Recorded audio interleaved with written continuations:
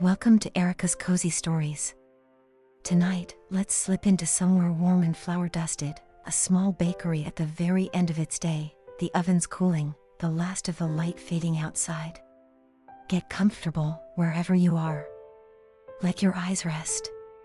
And let's begin. The bell above the door gives one last, soft jingle as the final customer steps out into the evening, and then it's quiet.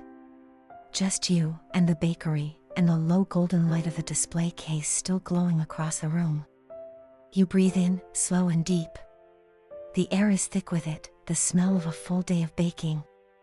Warm bread and browned butter, and something faintly like cinnamon still hanging near the back ovens. It's the smell you never quite get used to, no matter how many nights you close up alone like this. You walk behind the counter and reach up to the switch for the overhead lights.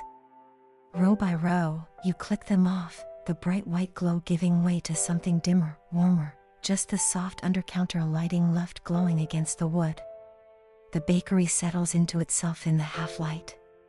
Shelves quiet. Counters still. Only the faint tick of the oven's cooling breaks the silence, little clicks and creaks as the metal contracts, settling down for the night same as you are. You make your way to the small kitchen in the back and put the kettle on, more out of habit than thirst, though you know exactly what you want. A few minutes later, you're stirring cocoa powder into hot milk, watching it swirl and dissolve into something rich and dark, a small cloud of steam rising to make your face. You wrap both hands around the mug and carry it with you as you begin your rounds. First, the ovens. You check each one, though you already know they're finished. Dials turned back to 0, the last trays pulled hours ago. You run a cloth along the top of the largest oven, wiping away a light dusting of flour, and you feel the fading warmth still radiating up through the steel, the last bit of the day's heat letting go slowly. Then, the display case. You crouch down and take stock of what's left. A few golden croissants, their edges flaked and shattered in soft, delicate layers. A row of cinnamon rolls, glazed and glistening, the icing pulled thick in the center where it swirls. 2 loaves of sourdough, their crusts a deep, mottled brown, blistered in places where the heat caught just right. A tray of shortbread cookies, pale and crumbly, dusted with a light snow of sugar. Near the back of the case, a single slice of banana bread waits, dense and moist, flecked with walnuts.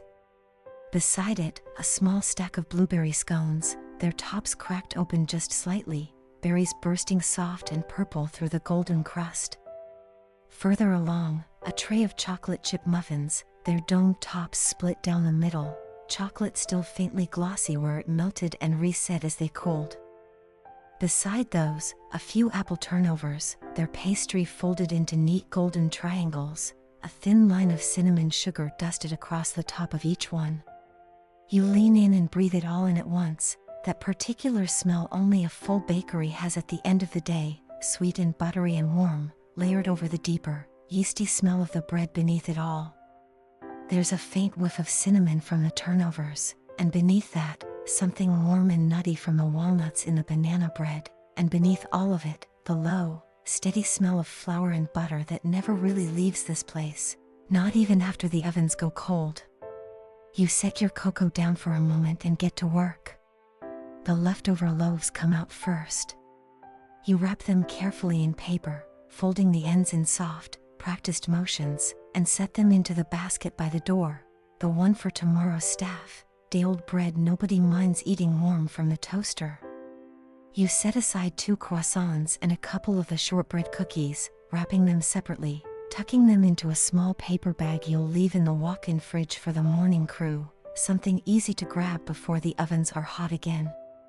The cinnamon rolls, still fresh enough for tomorrow's case, you slide gently onto a tray, covering them with a clean cloth to keep them soft overnight. The muffins go into a covered tin, still faintly warm at the center, and the apple turnovers you tuck into a shallow box, careful not to crush their delicate, flaky edges. You pick out 1 blueberry scone, and you set it aside on a small plate. Just for you. Just for later. You move through the rest of the case slowly, sorting, wrapping, deciding. The sourdough loaves, still good, go into paper bags for the morning display. The banana bread gets sliced and wrapped in careful little parcels. The last of the day's cookies get tucked into a tin, ready to be set out fresh alongside tomorrow's batch. Once the case is empty, you wipe it down, the glass squeaking softly under the cloth, clearing away the last traces of sugar dust and flour. You carry the full bags to the counter, and you fold the tops down neatly, lining them up in a row. Tomorrow's bread, tomorrow's breakfast, all of it waiting quiet and patient in its paper wrapping. You wipe down the counters next, slow, even strokes, clearing away flour, sugar, the faint stickiness of icing.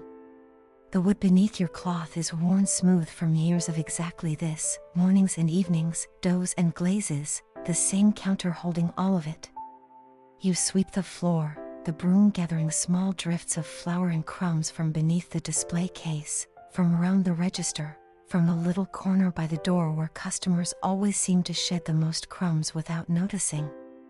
You empty the till, count it quickly, and slide the drawer shut with a soft, satisfying click.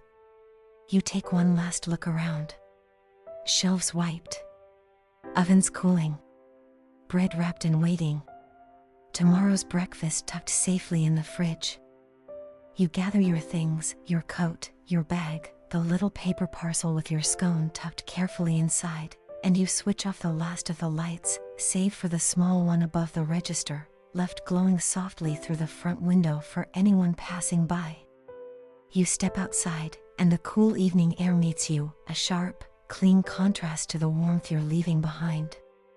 You lock the door, the key turning with a familiar, solid click, and you glance once more through the window, at the quiet shapes of the shelves and counters resting in the dim light. The walk home is short and quiet, the streets mostly empty at this hour, street lamps humming faintly overhead, the last of the daylight long gone. The cold air smells clean, and a little like rain, though none has fallen yet. A few windows glow warm along the way, someone's kitchen light still on, a television flickering blue behind thin curtains.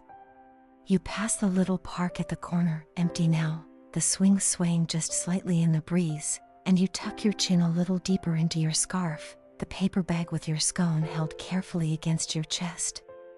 When you get home, you set your things down by the door and go straight for the kettle, though your cocoa has long since gone cold in its mug, forgotten somewhere between the bakery and the walk. You make a fresh cup, warm and rich, and carry it, along with your paper-wrapped scone, over to the window seat. You settle in slowly, drawing the soft blanket over your knees, tucking yourself into the corner where the cushions have long since molded to your shape. Outside, the street is quiet, just the occasional passing car, headlights sweeping briefly across the wall before fading again. Somewhere down the hall, the radiator ticks softly as it warms, and the whole apartment feels small, and close, and safe. You unwrap the scone carefully, the paper crinkling softly, and you break off a small piece. It's still faintly warm, somehow, or maybe that's just the memory of the oven lingering in it. The berries are soft and sweet, bursting gently against the crumbly, buttery scone around them. You reach for the book beside you, the one you've been slowly making your way through for weeks now, its spine soft and worn, a ribbon marking your place. You open it to where you left off, and you settle back against the cushions, the blanket warm against your legs, the mug of cocoa warming your palms. The cocoa is warm in your hands. The scone rests on the small plate beside you. The book is open, waiting. Outside, the night settles further, houses across the street dimming one by one as their own lights click off, everyone finding their own quiet way toward sleep. You read a page. Then another. Your eyes grow heavy somewhere around the third. The scone sits half-finished on the plate. The cocoa cools slowly in its mug. The book rests open against your chest, your place lost somewhere in the middle of a sentence you'll pick up again tomorrow. The window is cool against your shoulder. The blanket is warm across your knees. And somewhere between one page and the next, your thoughts grow soft. slower, quieter, drifting gently towards sleep.